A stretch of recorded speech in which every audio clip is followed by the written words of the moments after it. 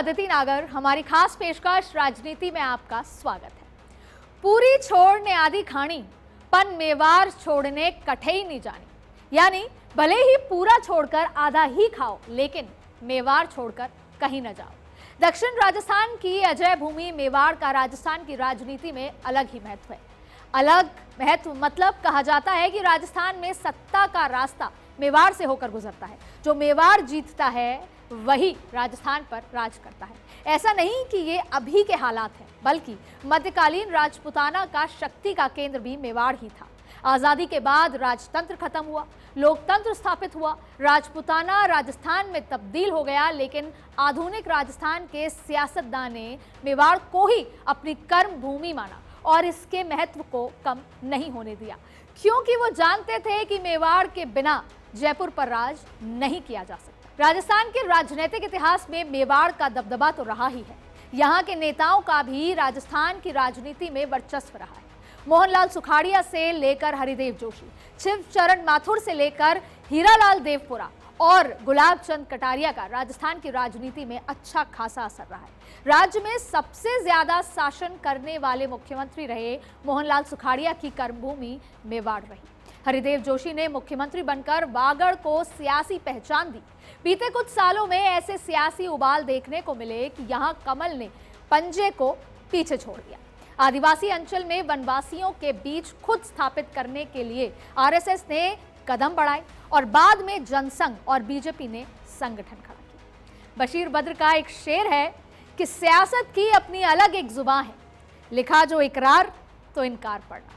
राजस्थान के राजनेता भली भांति जानते हैं कि मेवाड़ धरती जो है वो देती है तो छप्पड़ फाड़ के देती है, लेकिन जब वापस लेती है तो सब कुछ ले लेती है। मेवाड़ ने कभी किसी को मिला जुला बहुमत नहीं दिया, जब भी दिया साफ दिया। मेवाड़ से निकला राजनीतिक संदेश पूरे राजस्थान में जाता है। हालांकि 2018 के विधानसभा चुनाव अपवाद ही रहा, जब मेवाड़ की 28 में से भाजपा ने 15 सीटें जीती, पर सत्ता नसीब नहीं हो पाई। इन सबसे अलग वागड़ अंचल की सियासी बयार आदिवासियों के मां तीर्थ और त्रिवेणी संगम कहे जाने वाले बेणेश्वर धाम से लेकर मां त्रिपुरा सुंदरी के दरबार होती हुई आदिवासी के सबसे पवित्र मानगढ़ धाम की पहाड़ियों तक बहती। कहा यह भी जाता है कि जिसने पहले आदिवासी के तीर्थ में माथा टेका, जीत का सहरा भी उसी के माथे बंधता है। आदिवासियों की धार्मिक आस्था के भाव को प्रधानमंत्री मोदी से लेकर राजस्थान के जादूगर मुख्यमंत्री अशोक गहलोत और पूर्व मुख्यमंत्री वसुंधरा राजे भलीभांति समझते हैं। मोदी ने गुजरात में मुख्यमंत्री रहते ही मतदाताओं की मनोदशा को समझ लिया था। गुजरात के मुख्यमंत्री के बतौर नरेंद्र मोदी ने आदिवासियों के जलियांवाला बाग कहलाने वाले मानगढ़ धाम से आदिवासियों को साधने का काम किया था। प्रधानमंत्री पद तक पहुंचने के बावजूद मोदी ने वागड़ अंचल को नहीं छोड़ा। यही नहीं, पूर्व प्रधानमंत्री राजीव गांधी का भी इस अंचल से गहरा लगाव है, ये किसी से छुपा नहीं। वैसे तो उदयपुर संभाग में 6 जिले आते हैं, लेकिन वागड़ अंचल में बांसवाड़ा, डूंगरपुर, प्रतापगढ़ है। और आज राजनीति में बात होगी वागड़ की, और वागड़ की सियासी मिजाज जानने के लिए रुख करते हैं सहयोगी रवि शर्मा का। प्रदेश की सियासत का केंद्र बिंदु माने जाने वाले वागड़ अंचल को यूं तो कांग्रेस का परंपरागत वोट बैंक माना जाता रहा, लेकिन एक अरसे बाद आई बदलाव की बयार ने यहां कमल को खिलने का भी भरपूर मौका दिया। लेकिन अब कमल और कांग्रेस के मुकाबले भारतीय ट्राइबल पार्टी और ऐसे ही अन्य आदिवासी संगठनों का बढ़ता प्रभुत्व अब इन दोनों ही प्रमुख राजनीतिक दलों की राह में कांटे बिछा रहा है। 2018 में वागड़ अंचल में एक नई राजनीतिक ताकत भारतीय ट्राइबल पार्टी उभर कर सामने आई। बीटीपी के नाम से उभरे स्थानीय आदिवासी के नए गुट ने पहली बार आदिवासी अंचल की 12 सीटों पर चुनाव लड़ा और डूंगरपुर की 84 और सागवाड़ा पर बीजेपी कांग्रेस को मात दे दी। बीटीपी ने भील प्रदेश के नाम से एक नए राज्य के गठन का ऐलान कर दोनों प्रमुख राजनीतिक दलों के नुमाइंदों की नींद उड़ा दी। हालांकि भील प्रदेश की मांग पर प्रदर्शन भी हुए, विवादित बयान भी सामने आए। आदिवासी अंचल में नक्सलियों की एंट्री का मुद्दा तो सबसे बड़ी पंचायत तक भी गूंजा, फिर भी मुद्दा अभी कमजोर नहीं हुआ है। 2023 के चुनाव को लेकर राजनीतिक सरगर्मियां तेज हो चुकी हैं। पिछली बार चुनाव में जीतने और हार का मुंह देखने वाले प्रत्याशी अपनी दावेदारी को लेकर फिर एक बार सक्रिय हो रहे हैं। तो पिछली बार टिकट हासिल करने में नाकाम पार्टी के वरिष्ठ और नए कार्यकर्ता भी उत्साहित नजर आ रहे हैं। डूंगरपुर जिले में 4 सीटें हैं, जिनमें सबसे ज्यादा कांटे की टक्कर 84 और सागवाड़ा सीट पर है। दोनों सीटों पर इस बार टक्कर राजनीतिक दलों के अंदरूनी मतभेद के कारण ज्यादा नजर आ रही है। आसपुर सीट के समीकरणों की बात करें तो 2018 में बीजेपी के गोपी चंद मीणा ने कांग्रेस के राया मीणा को हराया था। वसुंधरा खेमे के गोपी चंद एक बार फिर अपनी दावेदारी ठोक रहे हैं। हाल ही में गोपी चंद ने भागवत कथा करवाई और जिसमें वसुंधरा राजे और सतीश पूनिया दोनों पहुंचे।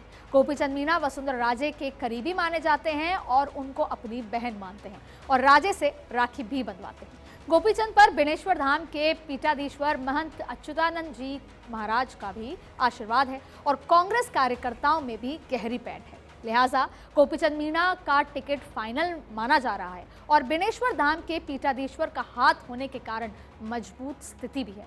वहीं सरपंच संघ अध्यक्ष सूरमाल परमार ने बीजेपी का दामन छोड़कर कांग्रेस का हाथ थाम लिया है। ऐसे में कांग्रेस सूरमाल परमार पर दांव खेल सकती है। हालांकि सूरमाल की मौजूदा स्थिति ज्यादा मजबूत नहीं। कहारी से सरपंच राकेश रौत, जिला अध्यक्ष दिनेश खोदनिया के कैंप से हैं, लिहाजा राकेश रौत भी प्रबल दावेदार हैं।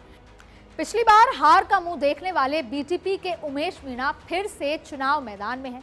हालांकि उमेश मीणा बीटीपी से तो नहीं मैदान में उतर पाएंगे, क्योंकि बीटीपी के संविधान के मुताबिक कोई भी प्रत्याशी एक बार ही चुनाव लड़ सकता है। इसीलिए नई पार्टी भारतीय आदिवासी से मैदान में उतर सकते हैं।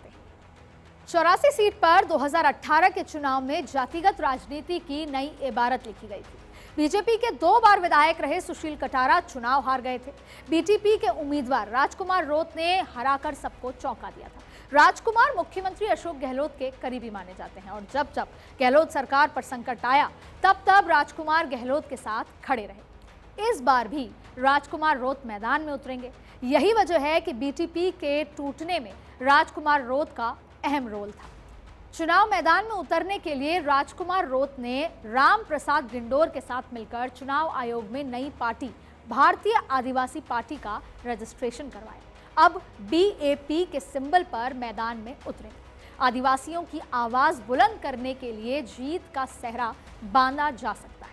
राजकुमार रोत पहले एनएसयूआई से कॉलेज प्रेसिडेंट भी रह चुके हैं, यानी मूल रूप से कांग्रेसी हैं और कांग्रेस में घमासान ज्यादा है। पिछली बार मंजुला चुनाव हार गई थी और इस बार पूर्व प्रधान महेंद्र बरजोड़, पूर्व सांसद ताराचंद भगोरा की दावेदारी प्रबल मानी जा रही है।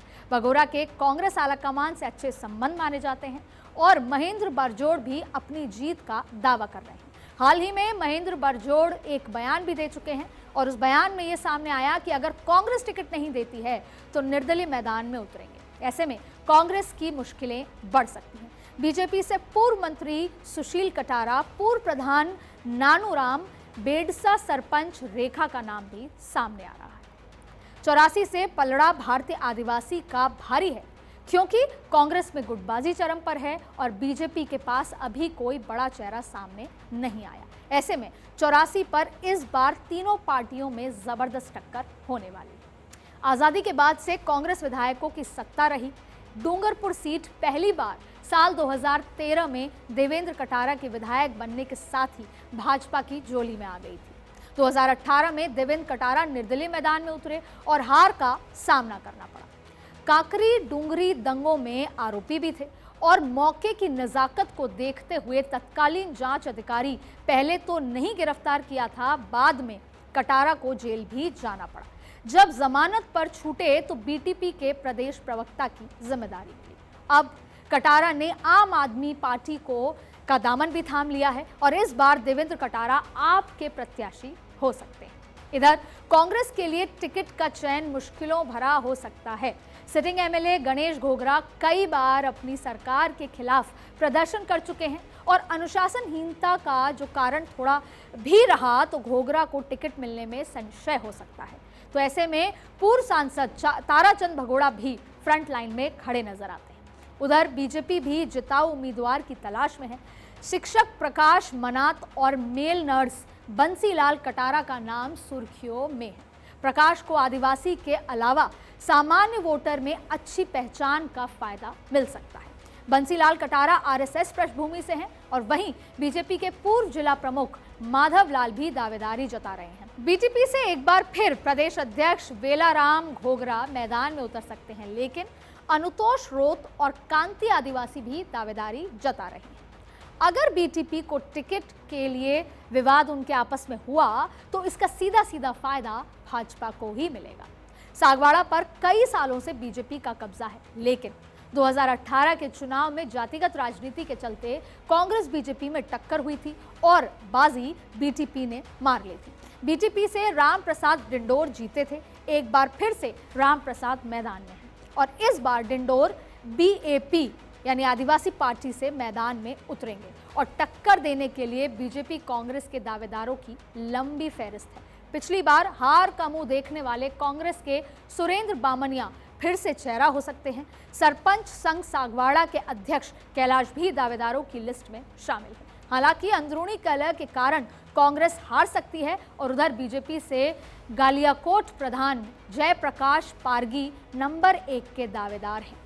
सांसद कनकमल कटारा भी दावेदारी जता रहे हैं और 2018 में बगावत करके मैदान में उतरी पूर्व एमएलए अनीता कटारा अभी पार्टी से बाहर है।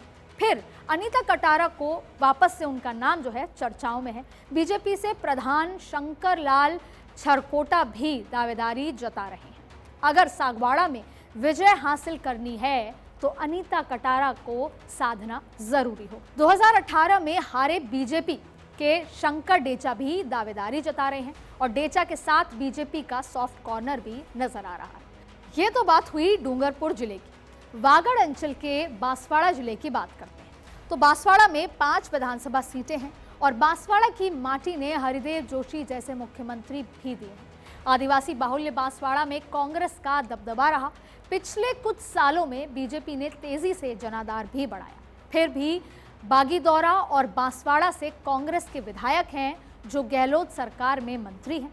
गढ़ी और घाटोल सीट बीजेपी के पास है और कुशलगढ़ से निर्दलीय रमीला खड़िया विधायक हैं। रमीला खड़िया ने कांग्रेस सरकार को समर्थन भी दे रखा है।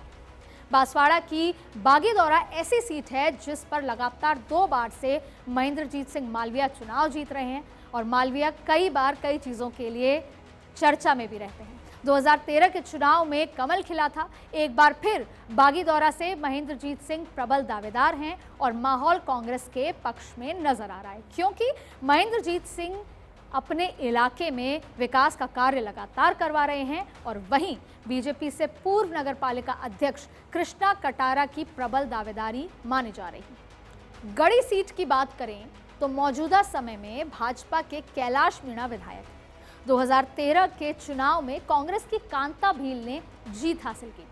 गढ़ी में तीसरी पार्टी के रूप में उभरी बीटीपी का दबदबा बड़ा है और जिससे बीजेपी और कांग्रेस दोनों को नुकसान उठाना पड़ सकता है। गढ़ी में त्रिकोणीय मुकाबला देखा जा रहा है। हार और जीत का अंतर इस बार बहुत कम रहने वाला है। कांग्रेस पूर्व विधायक कांता भील को फिर से मैदान में उतार सकती है और कांग्रेस लगातार अलग अलग स्तर पे सर्वे भी करवा रही है। हाल ही में जो जयपुर में 3 दिवसीय बैठक रही उसमें प्रभारी रंधावा सर्वे की category A, B, C, D लेकर बैठे थे और सभी विधायकों को उनकी परफॉर्मेंस और सर्वे में आए नतीजे भी बता रहे थे। बीजेपी वर्तमान विधायक कैलाश मीणा या फिर धर्मेंद्र राठौड़ पर दांव खेल सकती है।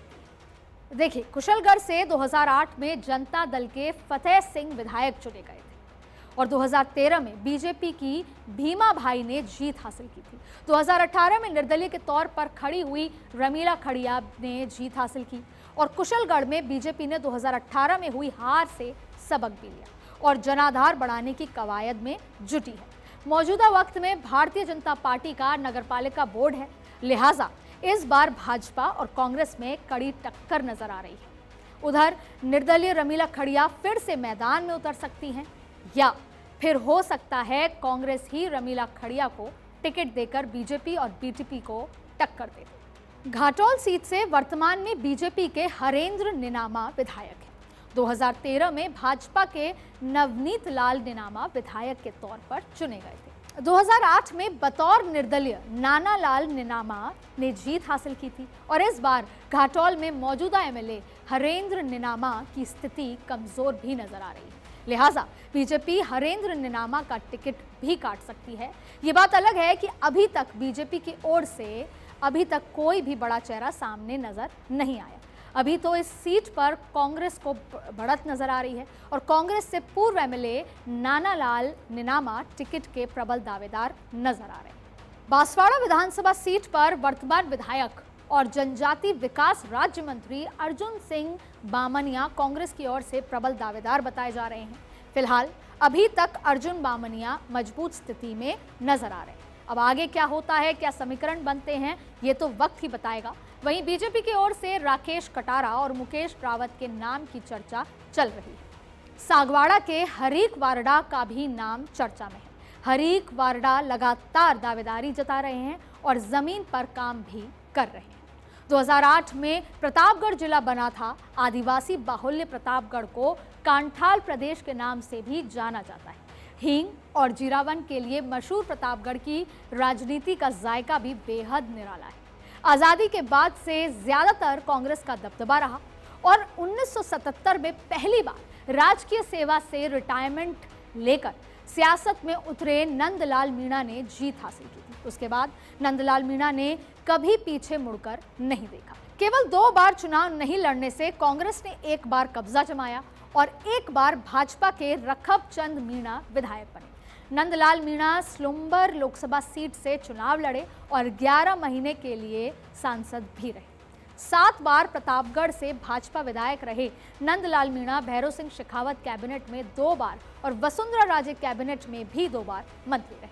प्रतापगढ़ की सियासत में अपनी धाक जमाने वाले नंदलाल ने अपनी पत्नी, पुत्रवधू और बेटे को भी राजनीति में उतार दिया। पत्नी सुमित्रा मीणा चित्तौड़ की जिला प्रमुख बनी। पुत्र हेमंत मीणा प्रतापगढ़ पंचायत समिति प्रधान बने और पुत्रवधू सारिका मीणा प्रतापगढ़ जिला प्रमुख बने।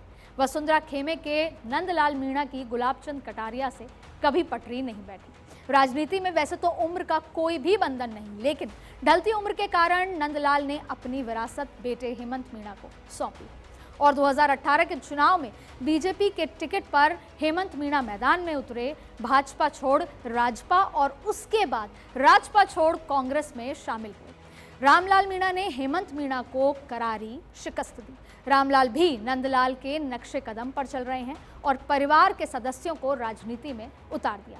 एक पत्नी को सरपंच बनवा दिया तो दूसरी पत्नी इंदिरा मीणा को जिला प्रमुख बनवा दिया।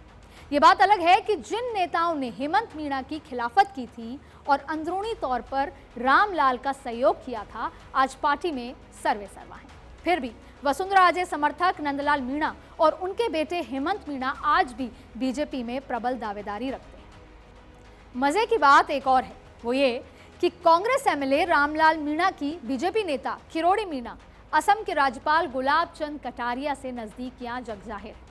किरोड़ी मीणा को रामलाल राजनीतिक गुरु मानते हैं और समर्थन भी करते हैं। कहा तो यहां तक भी जा रहा है कि रामलाल को अगर बीजेपी टिकट देने का आश्वासन देती है तो कांग्रेस का हाथ छोड़कर कमल छाप पार्टी का दामन थाम सकते हैं। रामलाल खुद कई बार ये जाहिर कर चुके हैं और राजनीतिक गलियारों में उनके इलाकों में इस बात की चर्चा है कि वो ये कह चुके हैं उनको कांग्रेस से टिकट मिला तो वो 20,000 मतों से जीतेंगे और अगर भाजपा टिकट देती है तो 30,000 वोटों से जीतेंगे। हालांकि बीजेपी में दावेदारों की लंबी फहरिस्त है। लिस्ट में हेमंत मीणा का नाम सबसे ऊपर है और इसके अलावा पूर्व प्रधान लच्छीराम निनामा, पूर्व छात्र संघ अध्यक्ष ईश्वरलाल मीणा, युवा नेता शांतिलाल डाबी, प्रेमलाल मीणा और धर्मवीर मीणा भी कतार में है। फिलहाल रामलाल मीणा के सामने कोई बड़ा चेहरा नहीं है, लेकिन जिस तरीके से बीजेपी रामलाल पर भ्रष्टाचार का आरोप लगा रही है उससे रामलाल मीणा की छवि धूमिल हो रही है और बीजेपी आगामी चुनाव में इस मुद्दे को भुना सकती है। धरियावाद सीट पर चुनावी जंग बीजेपी कांग्रेस में होती रही है। कभी बीजेपी के सिर तो कभी कांग्रेस के सिर जीत का सेहरा बंधा है, लेकिन 2018 में बीटीपी भी मैदान में आ गई और दोनों पार्टियों के समीकरण बिगाड़ दिए।